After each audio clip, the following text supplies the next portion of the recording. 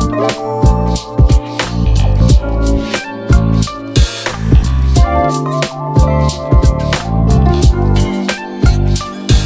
and gentlemen, I'm your Ryan the King Man of Mushroom, the Ryan Mushroom, and I'm here with Raspberry. Hello.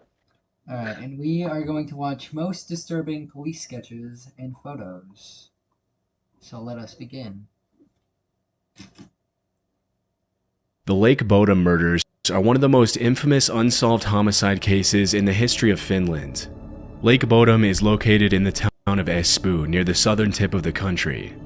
On June 4th, 1960, a group of 4 teenagers rode around the edge of the lake on their motorcycles, heading toward a small patch of woods where they planned to set up a tent and spend the weekend camping. Driving the motorcycles were Nils Gustafsson and Seppo Boisman, 2 18-year-old boys who had been best friends for years. Both of them had their girlfriends hanging onto them on the back of their mopeds, making for a total of 4 of them. Riding behind Seppo was 15-year-old Tuulikki Maki, who had introduced her own best friend Irmeli Jorglund to Nils just a few weeks after she started. Jorglund? Yeah. Well, it is Finland. Oh, yeah. So it's European names. I wouldn't expect them to be named Cassandra Smith. Yeah. Every time I watch a video like this, my mind just goes blank, and I don't think about it. I'm just like, I don't know the right word for it, but I'm just staring and processing it slowly. I had no clue you even said Europe. I heard Jorglund, and my mind said, that's silly. Let's talk about that. It's Lake Boda, Finland. I know.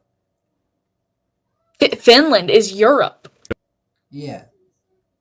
Started dating Seppo. And now, just to become official, they were off to welcome the summer with the couple's camping trip. As they stopped in town to pick up some beer and food, the teenagers got a few suspicious looks from the locals, who thought it was strange to plan a camping trip near Lake Bodom, which was mostly used for fishing and swimming. I'm more confused on what that is, because that looks funny. Dude, what are you yapping about? Don't know. I tell you, every time I watch a video like this, I completely black out, and I'm like, that's pretty cool. Oh my god. I don't pay attention that much when I watch a video like this. You need to. It's important for the plot, for us to understand what is going on. Like, look at this silly thing. And that's what my brain says. I see the silly thing. Oh my god.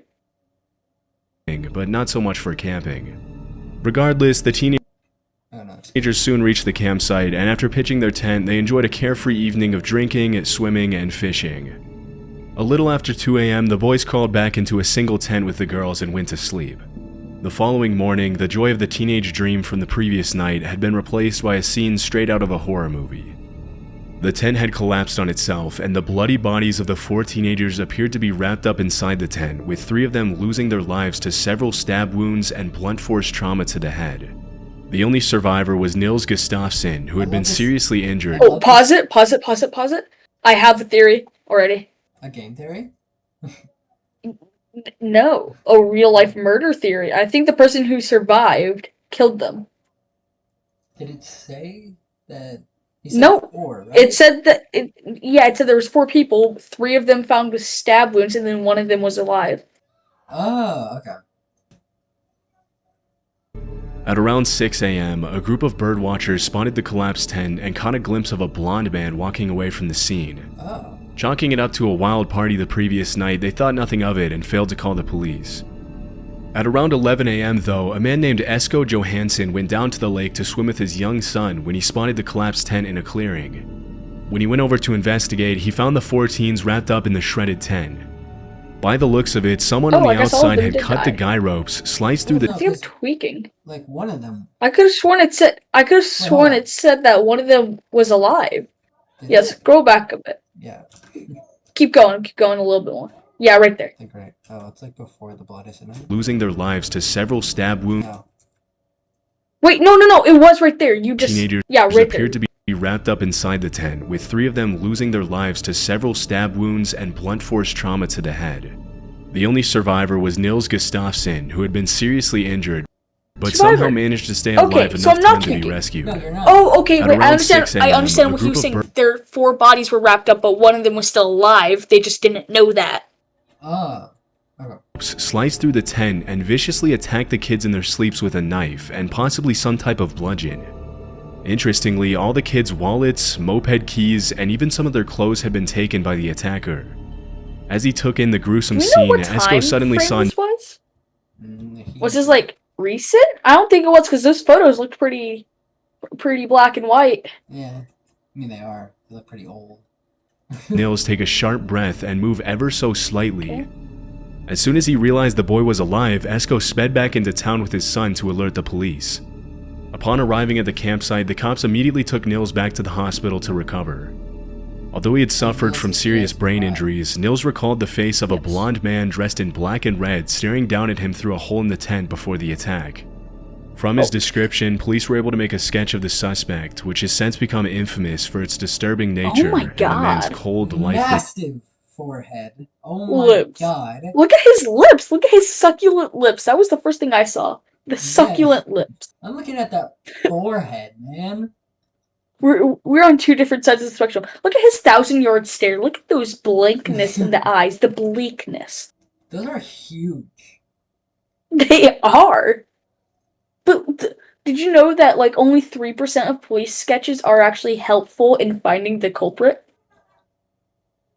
I'm sorry, what? So like police sketch art. So like 3% of police sketches from police sketch artists are actually successful in helping find the culprit.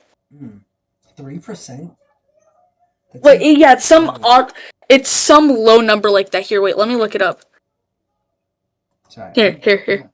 It's 8%. Yeah, police sketch. 8%. Oh, gosh. Police sketches are generally to be limited use in identifying suspects. While some studies suggest they are accurate less than 20% of the time, others put the number even lower, with some estimates around 8%. Not 3. Yeah. So I guess that's... Okay, yeah, I was a bit too low, but still a very low number, like way lower than you would think. Yeah.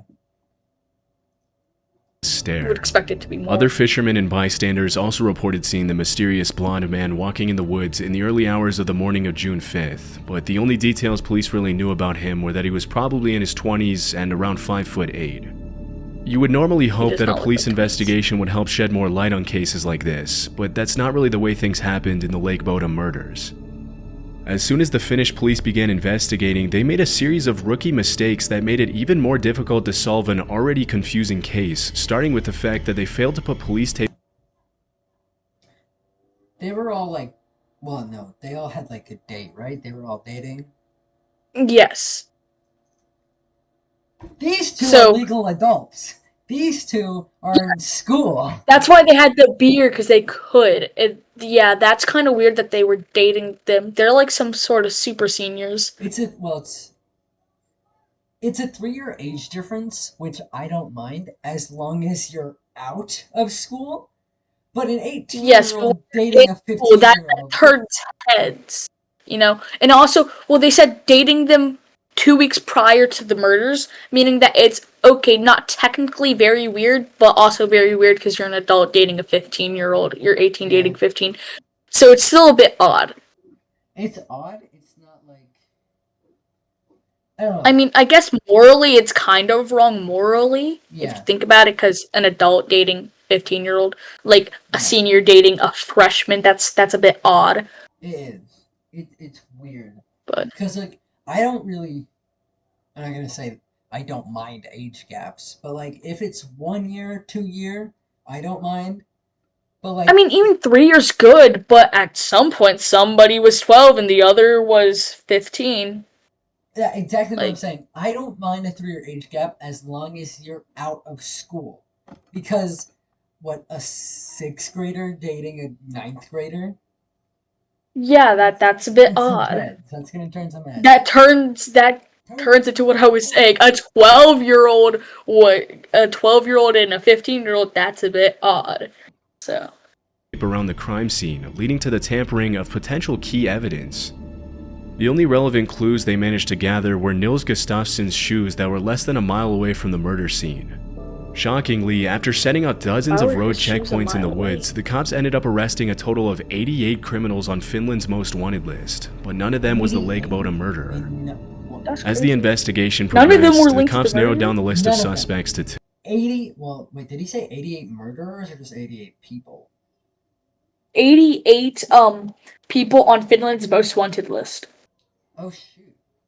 Well, And like, none of them were responsible for the murders. well, at least they caught like 88 people that were wanted. That's pretty good. But like, you didn't catch the criminal. And that's Yeah, these guys, they hacked into the Pentagon or some shit. how do you catch But 88 these people? guys murdered 3 teens. So, Yeah. The main suspect was a man named Vala Jolstrom. Jolstrom had a history of God. violence towards campers, and it wasn't unusual for him to throw rocks at people who tried to set up their tents in the woods, and even put razor blades in their apples for them to swallow.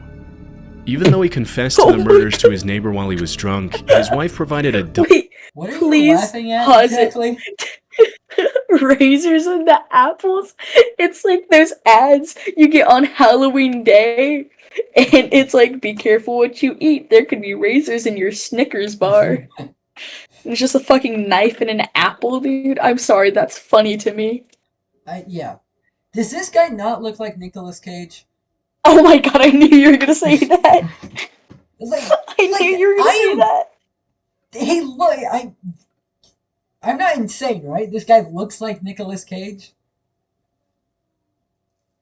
I mean, I guess. I mean, like But it's Nicolas still Cage funny that you when said he had a beard is what this reminds me of.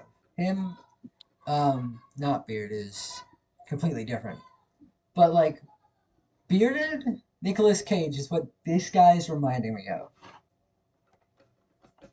Okay. I'm Remember, not he insane, put I knives in swear. apples.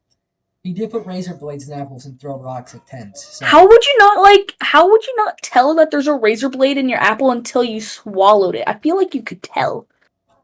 Well, maybe you would. Well, it only said he put razor blades in apples. It never said that like somebody Yeah, ate a but razor hole. yes, no, they literally did say that he put a razor in an apple and then people would swallow the apple with the razor blade in it. Well, then you would have to eat the apple whole if you were gonna accomplish that, dude. That's your fault for being an idiot. No, Eating an apple no, whole. you don't. No, but like the razor blade would have to be tiny. Like there's tiny razor blades, dude. There are tiny razor blades. Anyway, let's get back to the video. And the razor blade that I'm talking about would have to be like the same like width of the apple. Are you That's talking about like a box cutter? Are you I thinking might of a be. I don't know box what I'm cutter? talking about. Dodgy alibi for him, which the cops ended up believing for some reason. Some sources claimed that on her deathbed, Jolstrom's wife took back her statement and confessed that she lied about the alibi, but this was never officially confirmed. Still, even if Vala Jolstrom was guilty, it would have been impossible to prove as he took his own life in 1969 by drowning himself in a lake. The second main suspect in the case was Hans Asman, a German immigrant who had moved to Finland in the I don't early like that photo. 1950s and was 36 when the murder. This handsome It's man. unsettling. No, whatever do you mean? Handsome man? No, we're gonna move on. Murders took place. According to police records, Asman had gone to a nearby surgical hospital the day after the crime with dirt under his fingernails and red stains on his clothes. Although he was allegedly a camp guard at a German concentration camp and was later linked to the murders of other teenagers in Finland, Hans had a rock-solid alibi for the evening of June 5th and was never arrested. With the two men cleared, the police only really had one lead left. During the victim's funeral, a photograph of the crowd was taken and the cops found something pretty disturbing. The image in question shows a mysterious man bearing a striking resemblance to the official composite sketch of the killer. However, after searching No, nearby... it does not. Am I insane? No, he does. He does. Does he really? He looks like Beetlejuice. He looks like Beetlejuice. Anyway, I don't feel like these guys look. I guess somewhat. He looks like Beetlejuice. He does. That guy does kind of look like Beetlejuice. This guy? Well, no, I think it's the deep set eyes, the big nose, the voluptuous lips. Well, yeah, because like what you said is like 8%, right? Yeah, it's 8%. They're not But no, you can tell. Look undisputed. at those deep set eyes and how they're similar, and that giant nose, the receding hairline. It does look like him. I It's just guess, the man. hair's a bit messed up. His hair doesn't look Yeah, the same. that's what immediately But then caught again, my it's black attention and is white. the You can barely hair. tie. Yeah. Yeah, his hair looks like he was in a cartoon and he touched like a spark plug and He looks like you know the what I mean? guy from. This guy looks like the guy from Back to the Future. You know the scientist, the main scientist guy? Yeah, I almost had Marty for some reason. Yeah, I know who you're talking about though. That's what that guy He reminds does. me of. Oh my god, you're Striking so resemblance right. to the official composite sketch of the killer. However, after searching nearby areas for months, police were unable to find the man, and his identity remains a mystery to this day. In the absence of So do any we more just not know what solid happened? leads, the case went cold until 2004 when the Finnish police re-examined the evidence with more modern Oh my forensic god. techniques. Exactly 44 years after the murders, in a strange turn of events, they charged the lone survivor, then 62-year-old Nils Gustafsson, with the gruesome Am I crimes committed at actually Lake Bodom. am I Up actually a until he was genius? accused, Wait, Did I hold not on. say Wait, that? hold on. Did Wait, I hold not on. say that? Hold on. Was your theory correct? Did I not say that? It's a common horror trope. That's why I said it. I did not expect it to be correct. Oh my god. Well, hold on. Also, We don't. We still don't 1950 know. and 2004. All I'm saying is that's like 44 years gap from three murder Yeah, teens yeah. He just in said that. It's 1950 to just. 2000. That's crazy. I know. He said That's a 44 crazy gap. years after the murder. That is diabolical. Like that kid, he's like 50 or 70 Nils had even. been living a quiet life as a bus driver and a married father of two, and the evidence used to build the case against him was flimsy to say the least. The prosecution alleged that he had murdered his girlfriend and two friends out of jealousy, an accusation that the victim's family supported throughout the trial. In the end, though, it was ruled that, given the severity of his injuries, it would have been impossible for Nils to murder his friends and then drop his shoes off okay. about a mile from the campsite. In 2005, Nils was acquitted of all charges and was awarded the equivalent of $60,000 for damages caused to his image by the media. The identity of the murderer is still a mystery, and to this day, the spot where the three teens were brutally murdered is still used as a camping ground. What? Why would you just don't go there? If I were in Finland, I wouldn't go there because three ghosts of three salty teens are gonna come and haunt my ass, brother. I'm not stepping foot in that place. That is true. I would not want to go there. I am not trying to be haunted by three teens. No. We never That find would out who the suck. murderer was. Yes. I think either it's the Frankenstein, Beetlejuice looking guy, or I think it's the person who survived. There's just not substantial enough evidence. Yeah. I mean, he It's could have just. dropped his shoes off, fucking stabbed himself a bunch, you know? Yeah. If he's really that mad old when being persecuted. I wonder if he's still alive. On January 14, been another 20 1989, years. For another 20 years. He would be I'll think. 86, but like, isn't the average life? Well, it's Finland, so it might be different. Like, because I know the What's average his life life? expectancy in like America is like No. 70 something. Chicago-based television station called WMAQ did its usual nightly sign-off with footage of the raising of the flag and the Star-Spangled Banner playing in the background. As soon as the national anthem finished playing, the screen cut to a mysterious missing person poster featuring a woman named Joanna Lopez. Disturbingly, the image was accompanied by complete silence. For some reason, the poster was aired all night by WMAQ until it was interrupted by the morning news. I hate Back that. then, I it hate wasn't whatever the hell that photo is. That is pretty scary. Wait. Yeah, that is a pretty scary photo. I hate that I we're don't doing like this that. at night too. Cause I have to go to sleep. Dude, it's only remembering this. 10. It's only 10. Yeah, but I go to bed at like 11. Go in bed in like an hour. Okay. And I go to bed so much later than. Yeah, and you wake up earlier than I do. Yes, I woke up at 7 today. I go to bed at like 12 and then I wake up at like 12. That is diabolical. Well, not 12. More like I woke up at 8 today because I went to bed earlier. But let's carry on. It wasn't very common for news stations to simply broadcast images of missing persons, but when they did, they followed a very specific structure and format to give viewers as much information as possible for them to have a fighting chance of finding the victims. Details like their age, height, gender, race, last known location, and hair color were always listed next to the image of the victim, which was always of the highest quality possible. In Joanna Lopez's case, however, none of those crucial details were included, and all we can really gather from the poster with the extremely grainy and eerie image is her name. 2 years later, in 1991, the same poster was shown on WMAQ, but this time there were a few key differences. Although the name and phone number were the same as in 1989, the image appeared to have been cleaned up, which made it easier to see Joanna was wearing sunglasses. I hate it even more. Strangely, in the 1991 broadcast, the image was alien. only shown for about 10 seconds before cutting to a screen filled with colored bars. I was able to find that the number listed below the poster corresponded to the Youth Division office of the Chicago Police Department. After digging even deeper, I found that many of the missing person announcements made by the Chicago Police Department back then were pretty similar in appearance, with a diagonal banner intersecting the image, as well as a phone number and last known location below the picture. However, again, for some reason in Joanna Lopez's poster, you can only see a phone number, making it even more difficult to locate her. I want to call What's that most number disturbing right now. about the incident is that Joanna Lopez can't be found on any databases for missing people or any I'm other doing kind of it. national Wait, go back, directory. go back. No. Her name no, doesn't Go back. No. 3, 1, 2. Please. I want to see it. I want to We'll call do it. this after the video. Oh, I looked it up. Nils is 83 years old. He's not dead yet.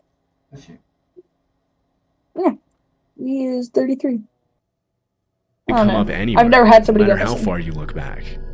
The lack of information on the alleged victim has led many people to believe that Joanna is either dead, she never went missing, or that she never even existed at all. Oh. One theory that has gained massive traction on Reddit is that Joanna's face could have been artificially constructed or somehow digitally modified as part of a prank played by someone at the studio, or by a hacker who somehow managed to get into WMAQ's system. With about 8,500 people going missing each year in Chicago between 1989 and 1991, it's also possible that Joanna Lopez was simply another victim of the widespread violence in Chicago in the early 90s, and that the Youth Division used the terrible quality image as a last resort to see if they could get someone to recognize her. Despite the traction that the case gained online, there wasn't a lot of new or relevant information surfacing on Joanna Lopez. In 2022, however, a couple Reddit users claimed to have contacted the WMAQ station. When they asked about the mysterious broadcast, they were told that the records showed that the information had been submitted anonymously. How did I just realize this? That says Trump. That was the first thing I noticed. I was like staring like right at it. I'm like, what? And so that's just says Trump, and there's a Panda Express right under it. Hey, product placement, am I right? No. They asked about the mysterious broadcast, they were told that the records showed that the information had been submitted anonymously by a source who claimed they would call back later and never did. Oh. Other requests for information to the FBI and the Chicago PD came back with no matches, making it possible that Joanna Lopez never really existed. To this day, the Joanna Lopez subreddit remains active with all kinds of updates, but so far nothing conclusive has surfaced. The mysterious nature of the case leaves all kinds of questions unanswered. Could her name have been an alias? Did she ever even exist? If so, what really happened to Joanna Lopez? We'll likely never know. I'm getting my phone ready. On May 3rd, 2007, 3-year-old Madeline McCann was on vacation with her parents. What did you say? Nothing? You do not call that number. I had it memorized and now I forgot it. Kate and Jerry and her 2 younger I wanted to ask if siblings at the Joanna Ocean Lopez Club was on in the line. Praia de Luz, Portugal. In the evening, her parents went to dinner Portugal. with a group of That's friends at a close. restaurant in the complex about 100 yards from the holiday apartment they were staying in. Because of their young age, Madeline and her 2 younger siblings stayed back in the apartment. Before leaving for dinner at around 8:30 p.m., Kate and Jerry left the door to the apartment slightly open. Throughout the night, the McCanns and their friends took turns checking on each other's children, and when Jerry went to check on Madeline and her siblings at around 9 p.m., he noticed the door was in a slightly different position than he left it half an hour earlier. 15 minutes later, Jane Tanner, one of the other parents in the group, went to check on her kids and noticed something suspicious. As she walked past the McCann's apartment, she saw a man with long hair, bushy eyebrows, and a mustache carrying a child and walking down the hallway. She didn't think much of it at the time, which she later came to regret. At around 10 p.m., just 45 minutes after Jane came back to the table, Kate McCann went back to the apartment and noticed the door was now completely open. Fearing the worst, she stepped into the room, and that's when she started living every parent's worst nightmare. Madeline was missing, the windows were open, and the shutters were up. In a panic, Kate went back to alert her husband, her friends, and the staff at the club complex. Unfortunately, nobody could find Madeline, and then You know, I got lost at Disneyland once. Go on, pray tell. I want to hear how this happened. So I want to hear. It was, I actually don't remember. I think it was definitely during the summer, and it was like during the 4th of July. We were all watching the fireworks, right? Yeah. And then, I get like tired, and I want to go, and my cousin Matt, he's like, okay, I'll take you to the hotel. Not telling anybody else that we were going to the hotel. So you're blaming Matt for your problems. I'm not blaming, kind of.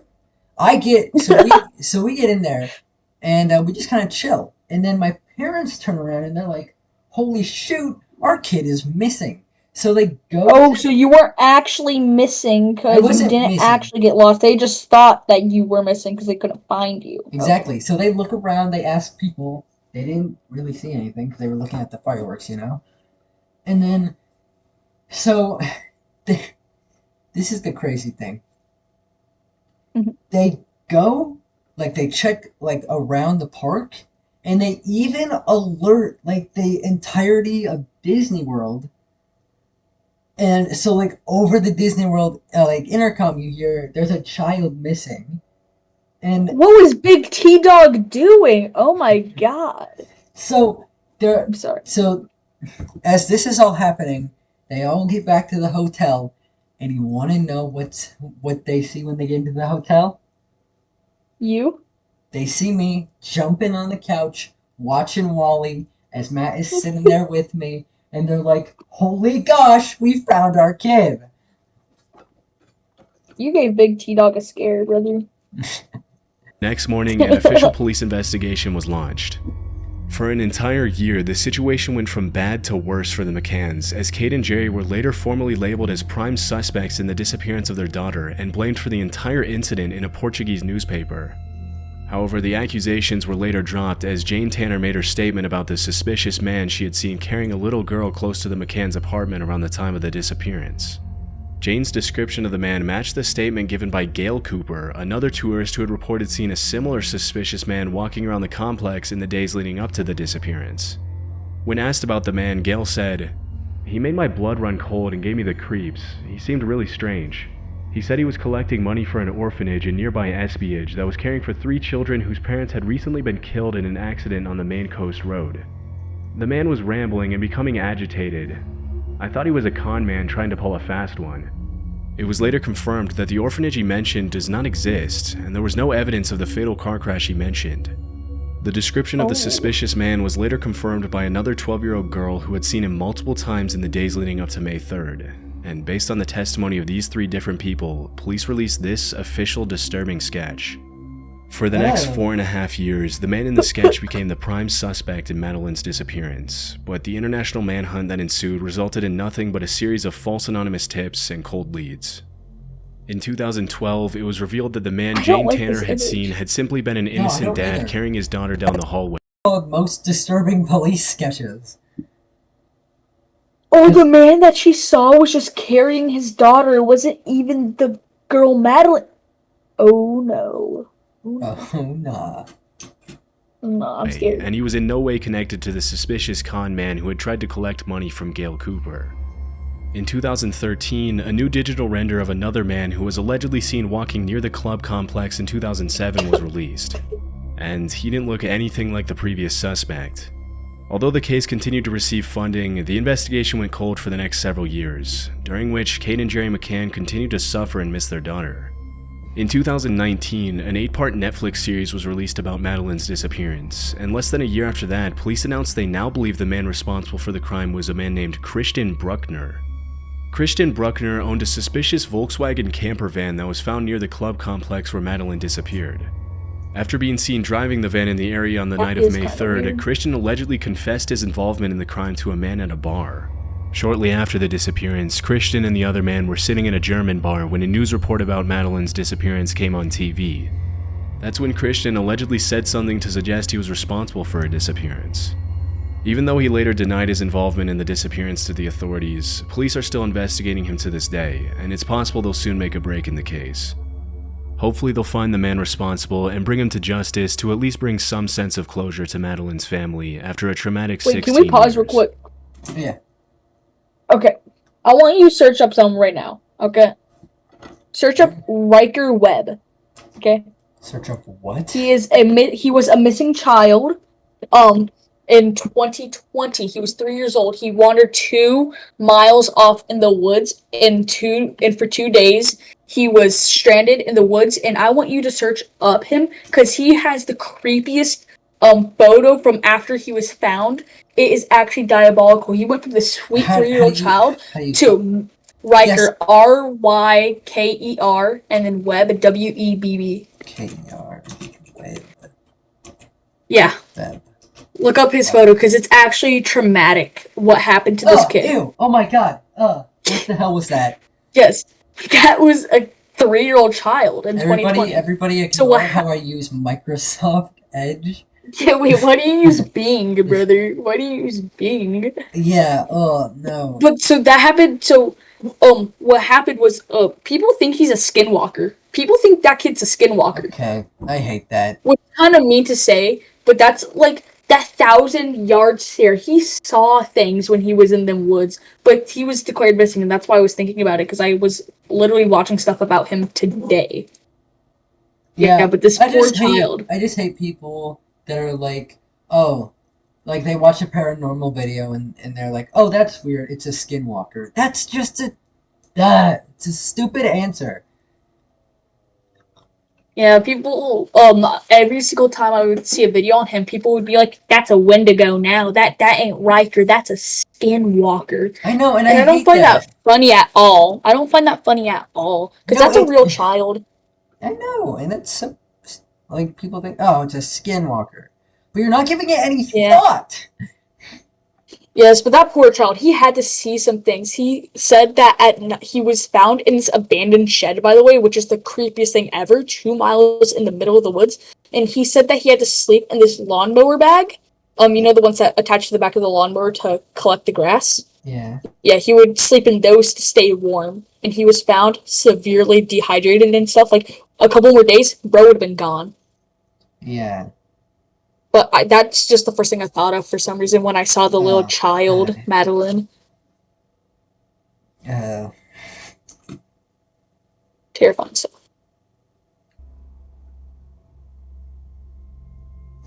I just got a shiver. On May 31st, 2001. It's cold in my room, it's dark, and I'm watching this stuff.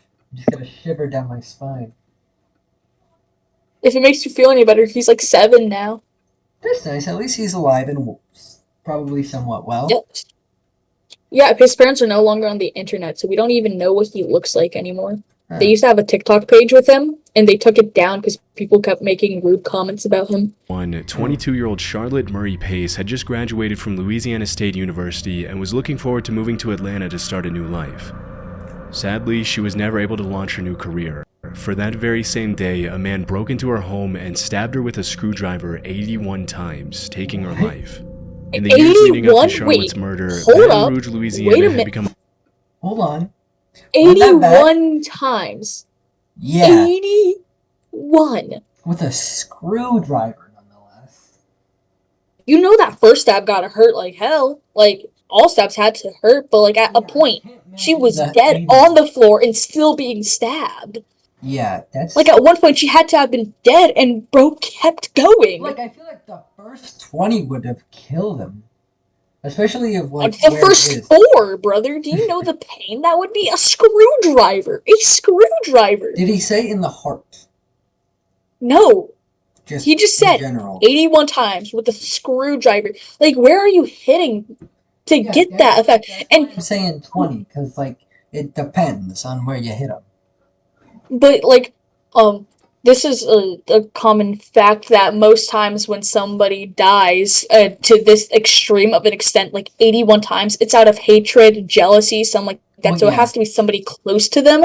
and So that's what we're about to hopefully find this out. one actually has a A killer closure. This one because actually has closure. yes, please. It has to have been somebody closer though. There's no way you're doing that out of the pure love of the A game. hotspot for similar crimes. Oh. In the years leading up to Charlotte's murder, Baton Rouge, Louisiana had become a hotspot for similar crimes, with several women losing their lives to a single violent criminal with a very similar pattern of attacks.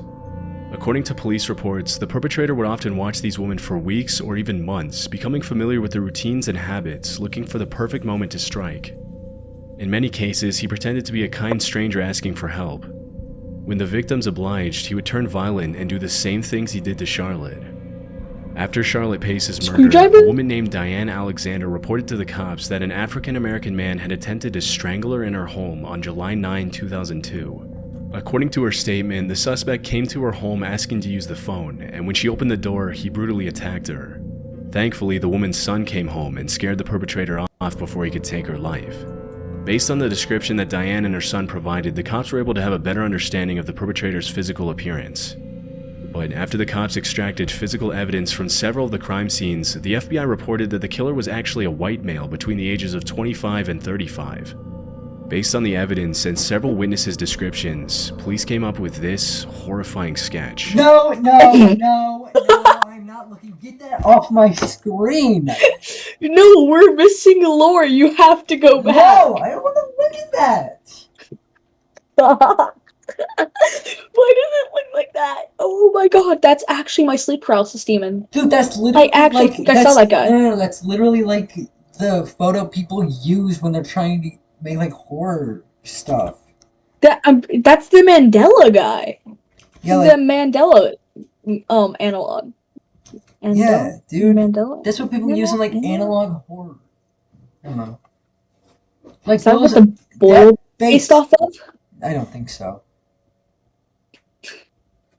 It gets me every time. The eyes. Wait, why are the eyes so realistic? The eyes are so realistic and everything else isn't. Evidence and several witnesses' descriptions, police came up with this horrifying sketch. However, the suspect being identified as somebody draw this is my question.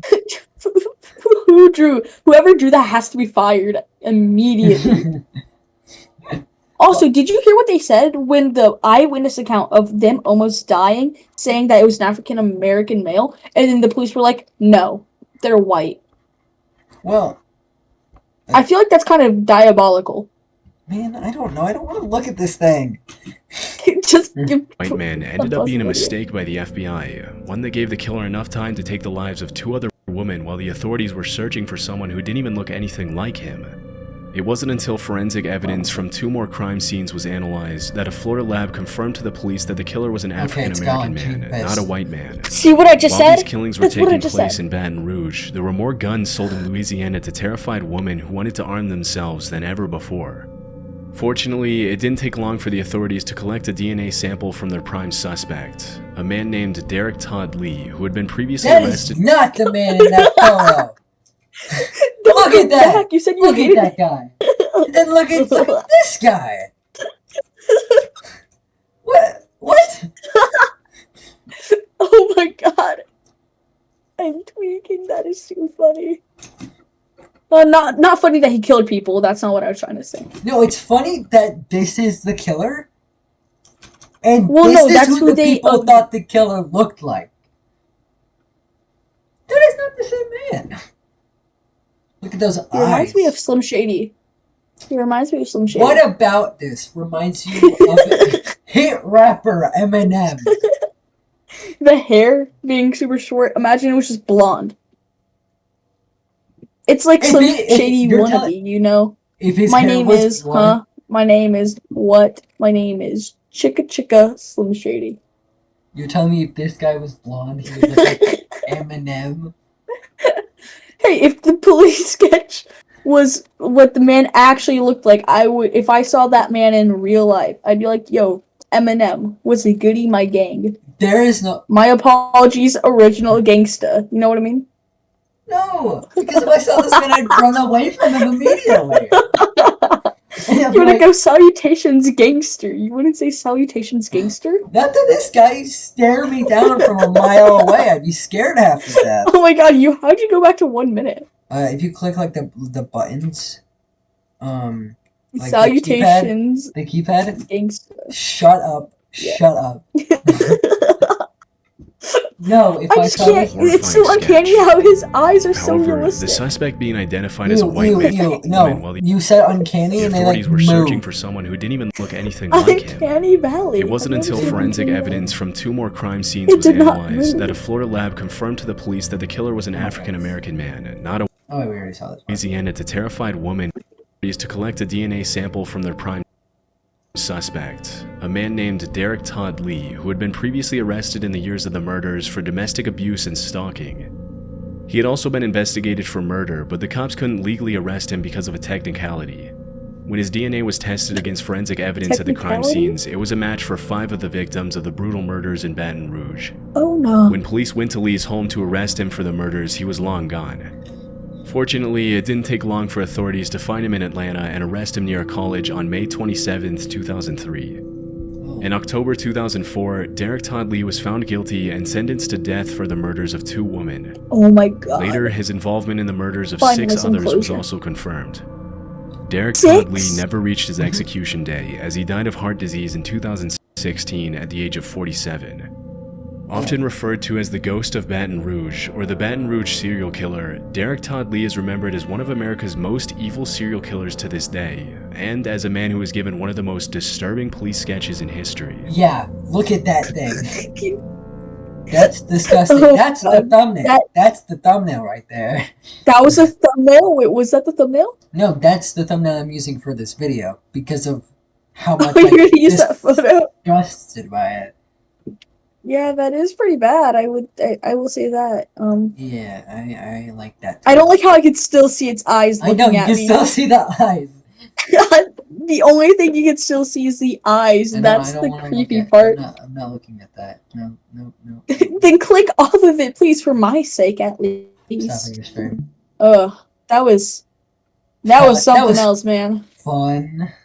In other words. Salutations, gangsta. You know what I mean? No, because I would kick that man in the balls and run away crying. Crying? Yes, dude. Crying? If a human being You are not leaving with like your dignity.